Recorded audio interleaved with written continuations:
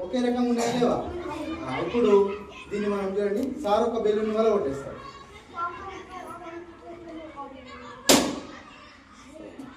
ఇప్పుడు ఎక్సైడ్ అయిపోయింది. ఎందుకు అయింది అట్లా? ఎందుకు ఇటు కూడా బెలూన్ ఉంది? సార్ వల్ల కొట్టింది అంతే కదా. దీంట్లో గాలి ఉంది, దీంట్లో అంటే మనకు గాలికి ఏమున్నా అన్నట్టు బరువు ఉన్నా అన్నట్టే కదా. బరువు ఉన్నది కిందికి పోయిందా లేదా? ఈ ప్రయోగం ద్వారా మనం ఏం నేర్చుకోవచ్చు? గాలికి బరువు ఉన్నది, మనకు గాలి అవసరం. ఆ ప్రయోగం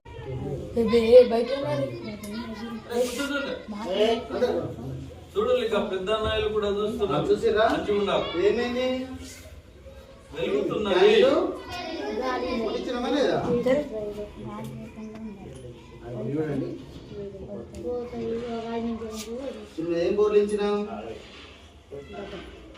వాటర్ బాటిల్ బోర్లు. ఏమైంది? ఏమైంది? ఎందుకు కాలిపోయింది? మరి ఫస్ట్ ఏమో వెలిగింది కదా, కానీ మళ్ళీ ఎందుకు కాలిపోయింది? గాలి లేదు. అంటే మనకు క్యాండిల్ ఏదన్నా వెలగాలంటే మండాలంటే ఏం అవసరం? గాలి అవసరం. గాలి లేకుండా వెలుగుతుందా? మనం ఎప్పుడైతే క్లోజ్ చేసేసినామో అప్పుడు గాలి అనేది బయట. ఓకేనా? రండి ప్రయోగం పిల్లలు.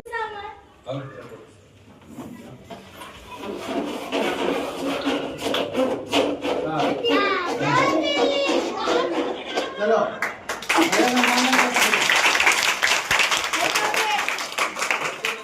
అయస్కాంత ప్రభావం వలన అది అంటుకుంటుంది. ఇప్పుడు చిన్న చిన్న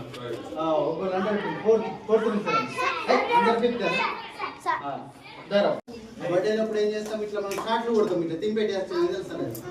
ఒకవేళ షార్ట్లు కొనకపోయినా, అందుబాటులో అప్పుడు లేకపోయినా, మనం ఒక మంచి వాటర్ బాటిల్ ఉంటుందా పాపది, దాన్ని ఇట్లా కట్ చేస్తాం. క్యాప్ సైడ్ ఏం చేయాలా?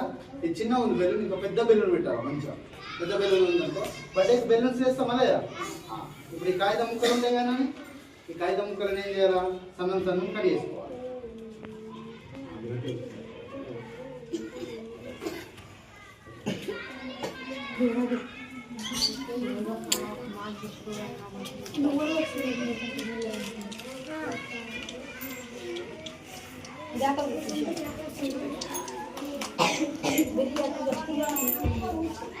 కట్ చేసుకున్నామా? బాగా సన్నం కట్ చేసుకోవాలా? కట్ చేసుకున్న ముక్కలు ఇట్లా బెలూన్ లోపలికేనా అనేసినామా? అనేసిన తర్వాత ఈ బెలూన్ ఉంది కదా, బెలూన్ ఇటు సైడ్ తొడిగిన గుర్తు, ఇట్లా తొడిగిన గుర్తుంది కదా, అట్లా పట్టేసుకోవాలా? లాగేసి